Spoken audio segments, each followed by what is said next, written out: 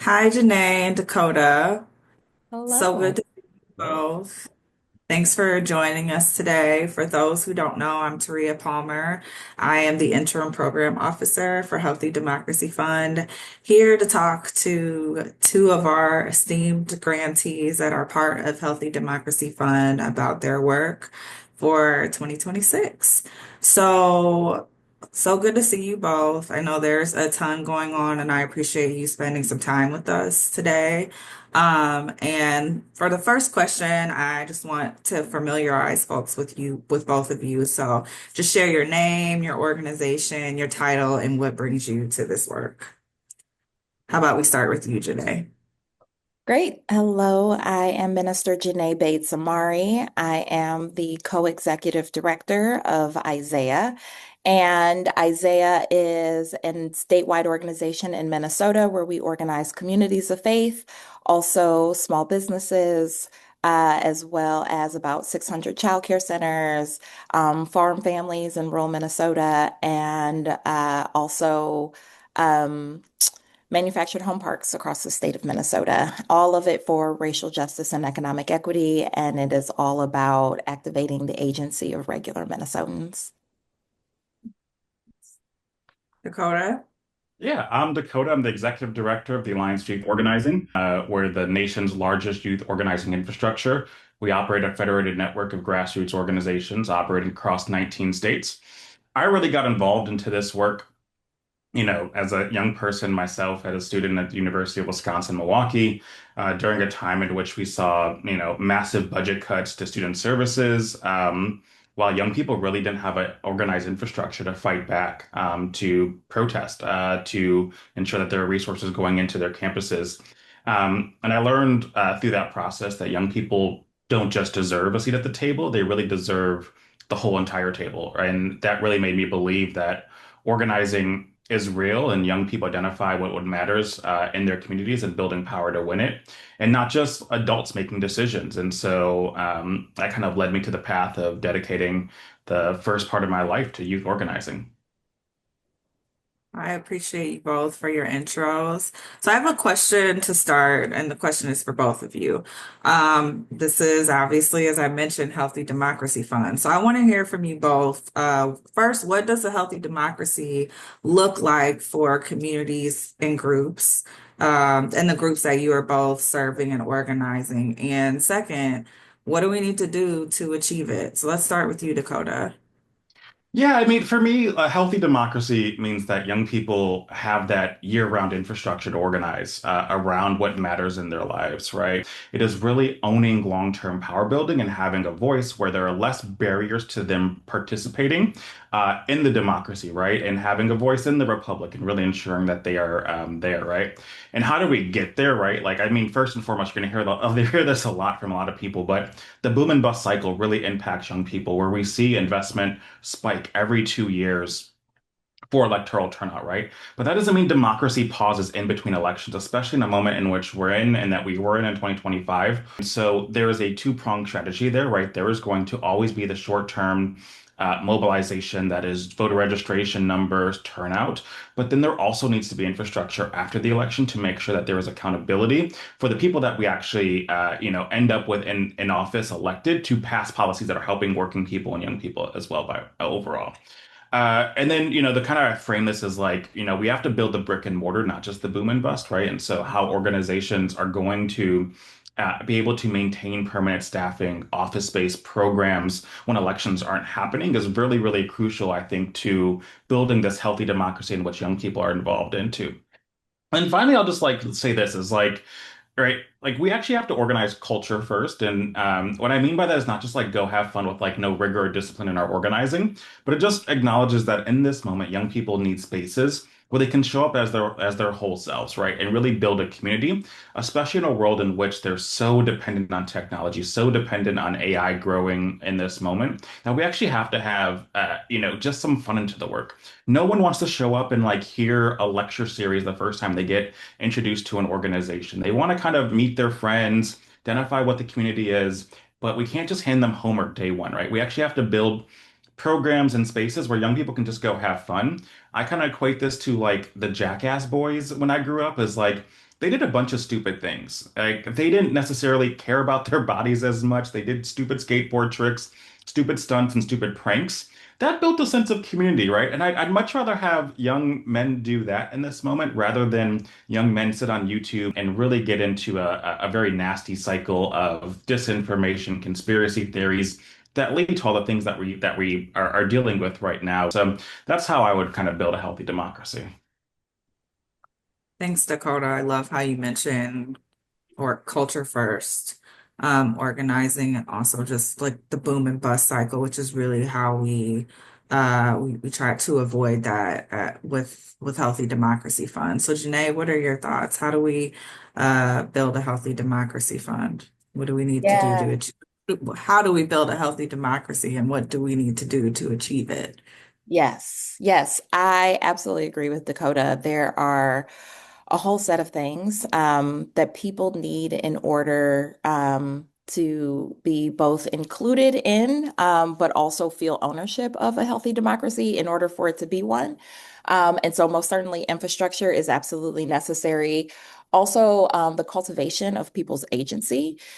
So what we have seen in the beauty of organizing of like long-term leadership development is that leaders need to be cultivated. They need to have many experiences of being able to make decisions and choices together. And so this notion of even like the notion of like organizing culture, the way in which we think about it is that we create spaces of belonging first and then allow people to create the notion of like belief together.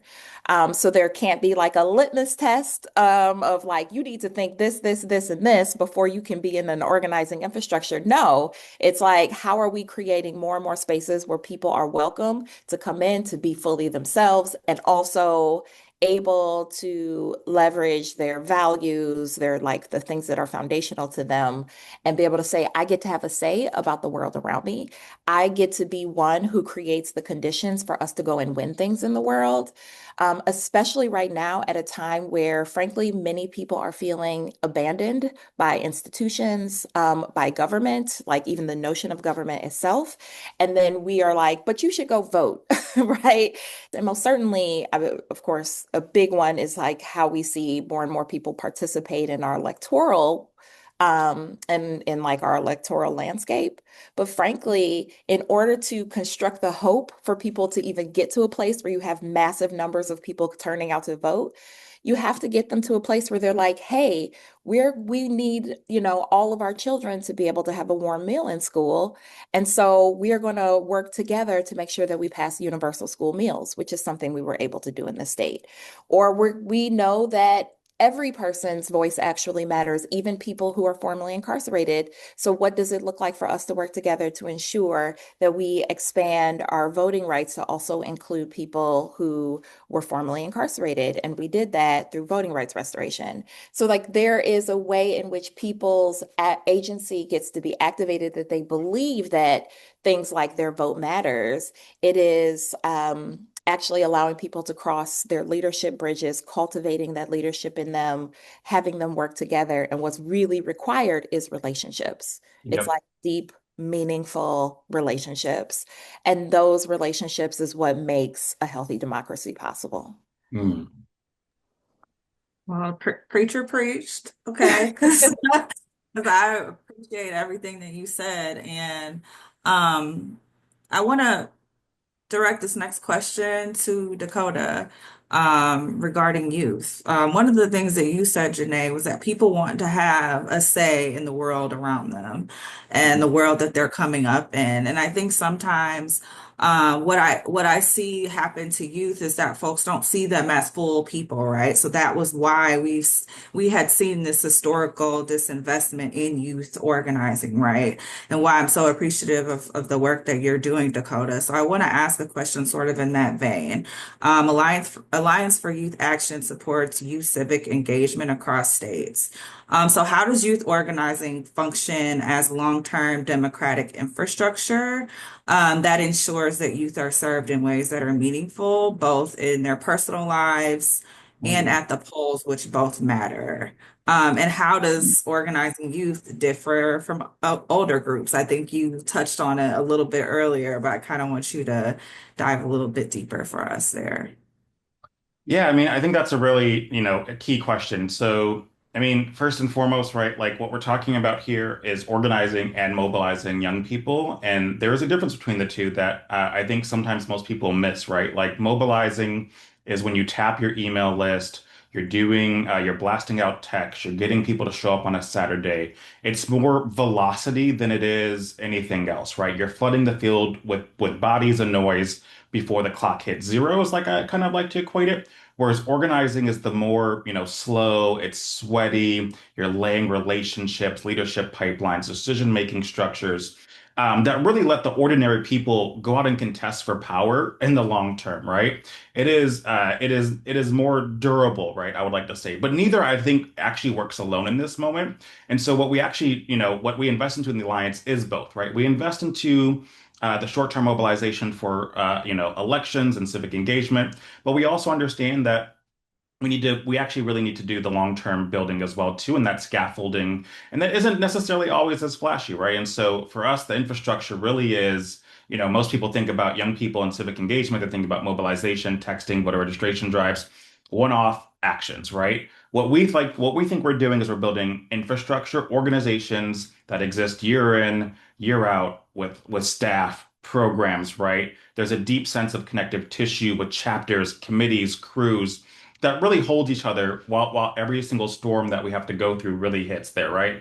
And then again, too, like we're there around when policy is being decided, right? We don't leave after the election. We actually are in state houses, city hall, county governments, really advocating for young people's policies, young people's vision for what they want to see happen in the democratic infrastructure year over year, right? And so you brought up like this term like meaningful, right, as well, and I think that's very important because when young people are organized, that really connects like their lived experiences. These are not just abstract political concepts that we're talking about here, right? These are young people organizing around issues that directly impact their lives. Right, we're seeing a spike in rent costs for young people across the nation. We're seeing dissatisfaction with the economic conditions in which young people have only noticed their whole entire lives, right? Like these are young people who were born into the Great Recession and only see bleaker and bleaker outcomes into their life at this moment. And so again, we go back to that culture first approach, right? Making sure that young people feel a sense of belonging first. Right, they're joining the community and then engaging civically. Right, this is a process that takes time. There is intentional culture building, community spaces that I think we're creating across this country, whether we're offering physical spaces, online spaces, they really tune into what young people need and need and support as well too in this moment. So and I think you asked something about like, how does it differ from older groups as well too? And here's I think, part of like I get this question a lot, and I don't necessarily know if there's a right answer here. What I found is that young people often care about the same issues that their parents care about and their grandparents care about, right? They don't necessarily have a different large ranging agenda. It is what is most impacting them at this moment, right? And so I think across the political spectrum, you see a lot of young people and a lot of people, older generations caring about economics in this moment. I think how we organize people is going to be a little bit differently, right? Like, the events that I'm going to do with young people, whether we're putting, cows on campus, dressing up in pink bunny outfits, having robots on campus, like that may not work for every single community. And so I think, in youth organizing, we get to have a little bit more fun, a little bit more creativity because we are young and we can kind of get away with some of the more, goofy things in life. And also, there's a sense of joy of still being young where there is a level of like innocence still. There's a level of creativity that I think, that we get to have. But I think in general, organizing, regardless of generation, remains the same. And it all depends on relationships, right? And how you're able to interconnect and weave together relationships for a greater liberation together. That was awesome, Dakota. It's the house. I'm hearing you on that part. I want to direct my next question to you, JaNaé. We talked about like a lot on this call about building relationships. And so how talk a little bit about how Isaiah's faith-rooted organizing emphasizes relational power, and talk about how rapid response and mutual aid are shaped and impact the community. Yeah, yeah. I mean, so I do believe wholeheartedly the investment has happened for decades. And frankly, like the Minnesota spirit has made it possible for Minnesotans to come together and work together in a particular way. And when I think about the ways in which our deep organizing, deep relationship building, deep accountable relationship building, right? It's about people being accountable to other people, so that there's not no lone wolf, there's no one-off activist who gets to say this is what we're doing. It's actually people building the muscle of like building trust together, and taking risks together, calculated ones at that. I do think that that is that's a through line both in like the faith aspect, but in the community building aspect that has made our responses as relational as they are. And so when the question about like mutual aid and rapid response, I think is a really good one because it is true that like faith communities have always had to deal with like what is the immediate triage that we have to do in this moment, and how are we making sure that we're creating the conditions that we don't have to keep doing immediate triage forever. And I mean, it's been a line that folks have had to really walk. So, and a lot of faith communities have been at the hub of that. And so taking ourselves and our leadership seriously enough, taking our, like actually putting to the test our organizing infrastructure. If our organizing infrastructure is only able to do mutual aid, it is woefully insufficient. And faith leaders and community partners and unions across the state know that. And so it really is how are we really ramping up and beefing up the real infrastructure that's necessary so that we don't have to keep scrambling and pinching pennies to make sure that people have their basic needs met. And so the beauty of getting to do like deep organizing gives people the experiences where they don't feel like I can only hold on to, the small, or it's only about the one person who can like, be able to donate or charitable giving their way out of this. It is really about how are we building real people power. And so I think it's been incredible to be with a group of people and clergy, frankly, who are organizers at the core, and who are thinking about how are we making sure that our community is able to move and to have agency. JaNaé, this question is for you. I grew up in church, and I also am keenly aware of how the church has shown up in organizing in many of the different movements that we've experienced throughout history in the US. And so I just want to ask you, why are multi-faith coalitions important, and why should funders support aligned faith-based organizing? Absolutely. I mean, what's beautiful is I get to work with a bunch of Muslims and Jews and Christians who are about building a real multiracial democracy.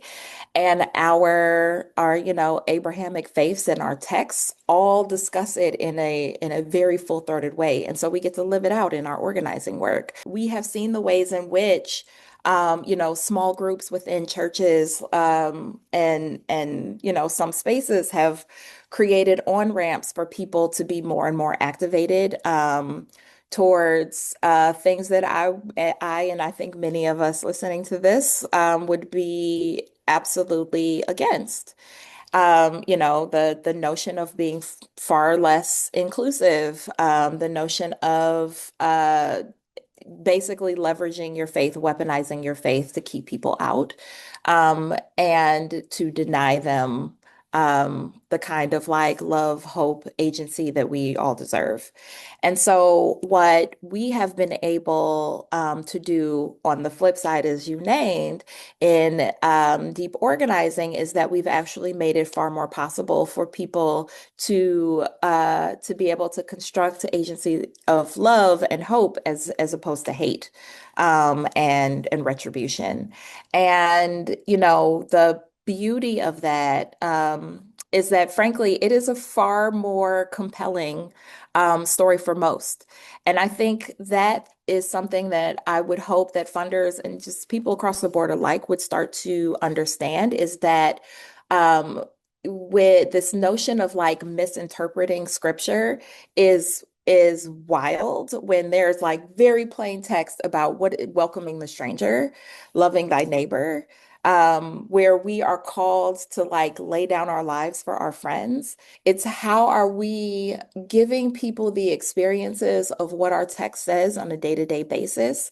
And I have literally like never seen anything in scripture that says love thy neighbor unless they're black or love thy neighbor unless they're an immigrant.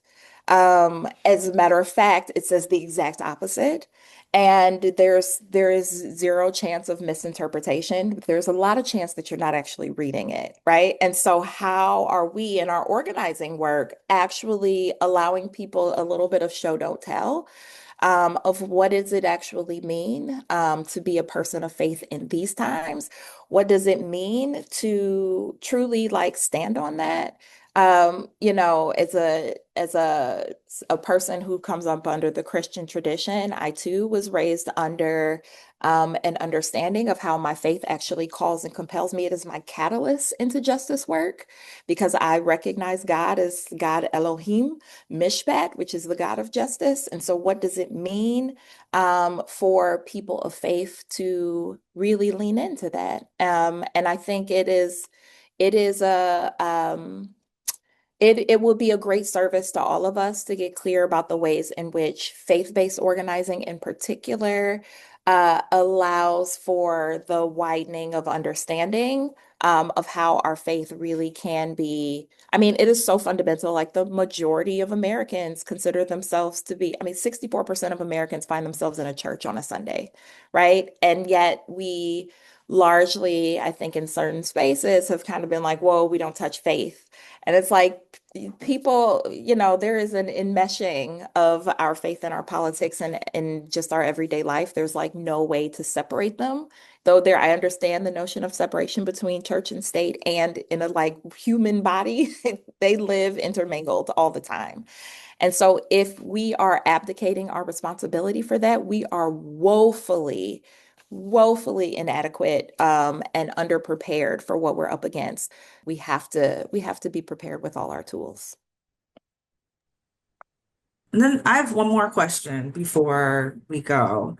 As a funder, as a person who works in philanthropy, what do funders never ask that you wish that we knew and understood? I'm going to start with Dakota.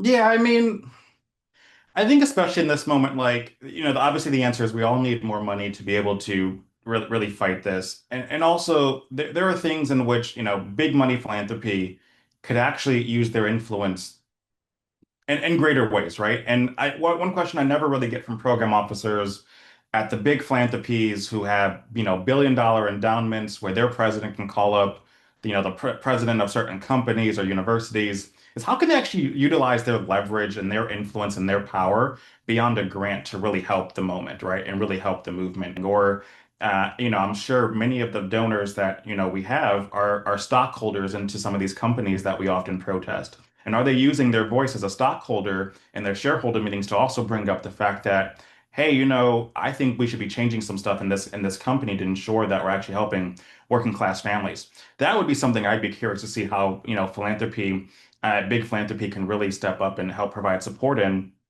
as well too. And I think the other question that they should be asking is, how do we support sustainability without controlling your strategy? I think is really also a big piece of this as well too. And so, for me, that means allowing us to actually be able to navigate the conditions in which we're organizing in. right? Like if we're trying to develop a strategy and predict what's going to happen 18 months in the field, that's really hard to do, right? It's hard to predict these things.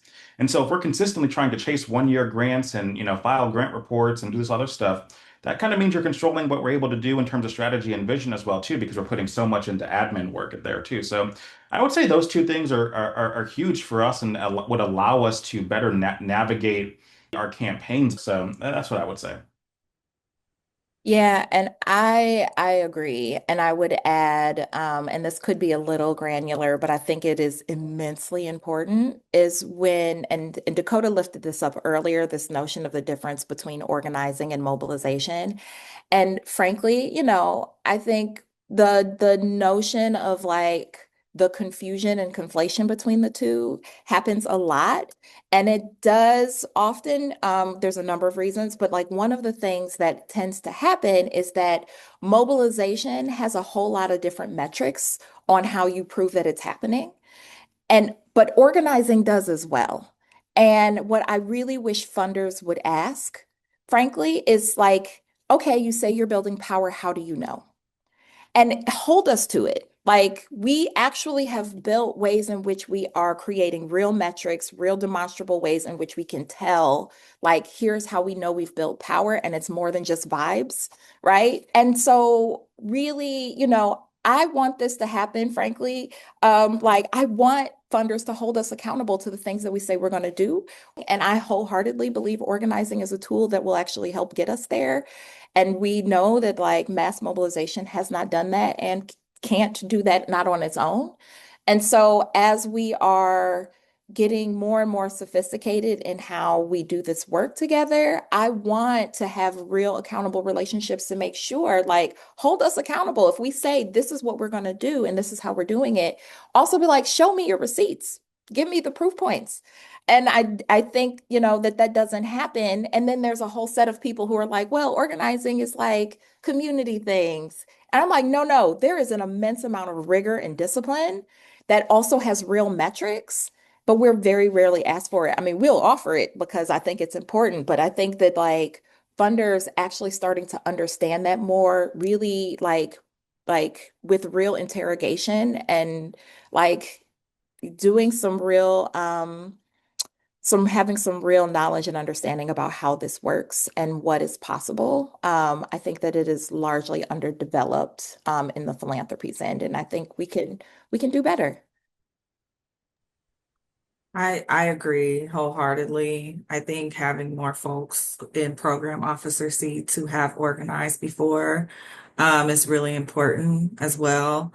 And I hear you about accountability, and that goes both ways, right? Like we program officers sometimes see themselves as holding folks accountable to what metrics, right? Is the question that you're asking, but Mhm. also on the other end, which is why I asked the question about how can funders be better? What are we missing in this moment? So I really appreciate both of you coming on and talking to me today. I know that you both have a lot going on. We have come to the end of the conversation. Just appreciate you both. And I have stopped asking people how they're doing. I just tell folks to hang in there. So thank you so much for your work. And thanks everybody who tuned in to listen. Thank you. Take care. Thank you.